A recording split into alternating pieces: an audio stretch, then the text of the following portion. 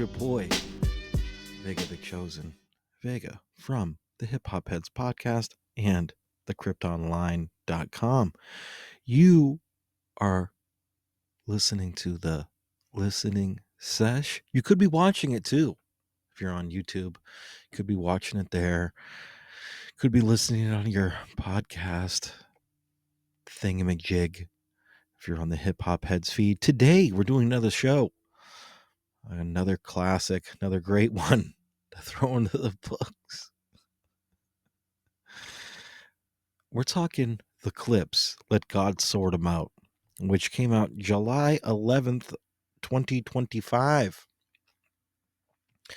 Big deal for the Clipse, coming back after a long hiatus. I think it's their first album since 2009 when they did Till the Casket Drops. They're back with Pharrell / the Neptunes here. They don't have the other guy. He left the group. Oh well. But Pusha and Malice are both back. And that's what we're here for. It's got a bunch of features. It's got a bunch of tracks. It's 13 tracks. It's about 41 minutes long. You know? Nice little in and out. Features John Legend, Kendrick Lamar, The Dream, obviously Pharrell, Arlo Leva, Nas, Stove Jesus is on here. The Stove God Cooks, and I think DJ Clue is on it, or they sample DJ Clue. Either way, it sounds like a DJ Clue song, so that's kind of cool. I do like that. Give me some nostalgia there, you know. I love the Clipse. Clipse has been always great, you know. It's like hanging out with an old friend, listening to it, and that's always good. I enjoy the Clipse quite a bit. Happy that they're back. Both Pusha and Malice, great rappers in my opinion. As I was saying, Pharrell produced the whole thing. He had split up from Chad Hugo with the Neptunes a while back. So you're not going to hear them on here. Like I said, there's quite a few tracks, 13 joints. We're just repeating ourselves now, taking up time, making this little show longer for you. I first heard Clipse way back in the day, when they first came out, and I thought they were nasty. I thought the beats were great. I thought the Neptunes were pretty hot back then, especially for the Clipse, you know.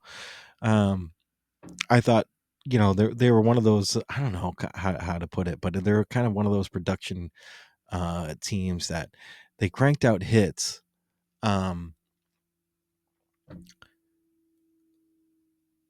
I thought the beats were bangers, but they would get either overplayed all the time, and then you just kind of sick of them.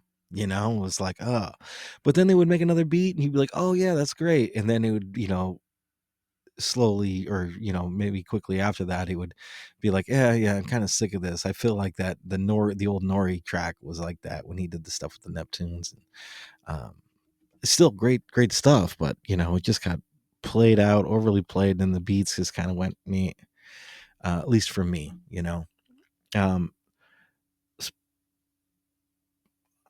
I like a lot of the songs on this. Chains and Whips with Kendrick is really good.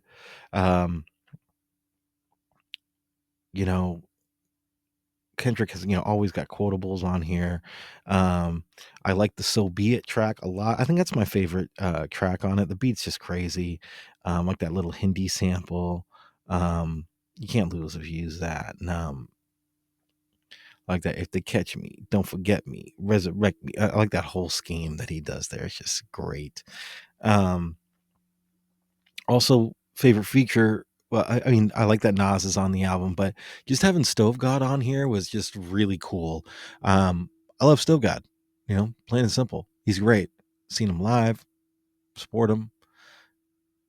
It was just kind of, That's a surprise. They got Stove God. They're like keeping their ears to the streets, and he just cooked.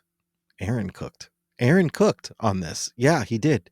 Stove Jesus just smashed it. Really good stuff by him. Hopefully, maybe we see some more stuff with him and Pharrell, or Pusha and Malice in the future. That would be great.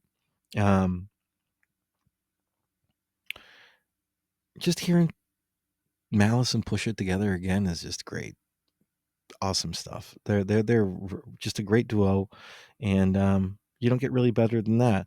The Stove God joint's called FICO, by the way. Fantastic. I also like the random 90s samples they have on here, like culturally inappropriate. If you were familiar with like house music and stuff back in the day, that was a big deal. Or maybe some rap records too had that. Totally completely on his dick. They used to do that all the time.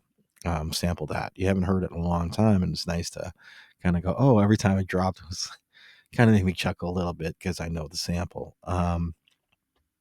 At the same time, while I do like Pharrell's production, I'm also not crazy about it either. I thought the beats were just a little plain in some places. I mean, granted, you don't really need a lot when you have Pharrell and Pusha and Malice rapping on here, because I mean, really, that's what you're there for, and they never drop a whack verse. So it's just like, okay, these guys are dope as hell, and even if the beats are kind of like not on par, the music is still dope as a whole, so I can't really fault it too much. Um, but like I said, I thought, the beats could have been better. I'd like to maybe hear these guys again, but without Pharrell, maybe something a little different, and what they could do with that. Overall, out of 5, I would give this album a 3.5. I I like it a lot. I really do. I think it could have been a little bit higher, but the beats just kind of are just okay to me. Unfortunately, I think Pusha and Malice are fantastic. I love the features. I really love the record as a whole a lot. Um, but with those kind of that production, I wasn't really feeling. Um, brings it down a couple notches. Anywho, what do you guys think of the album? Do you love it? Do you hate it? Am I totally off base here with my 3.5? I don't know. You can let me know in the comments section if you choose to do so. You can also feel free to share this with the homies, your family, your grandmother. Your grandma would really like it. I got a handsome face. Just let her know that. So you check that out. Thank you for supporting us. Spread the word. This is your boy Vega, thecryptonline.com, the HipHopHeads Podcast. This is the Clipse. Let God sort them out. Check it out. Peace.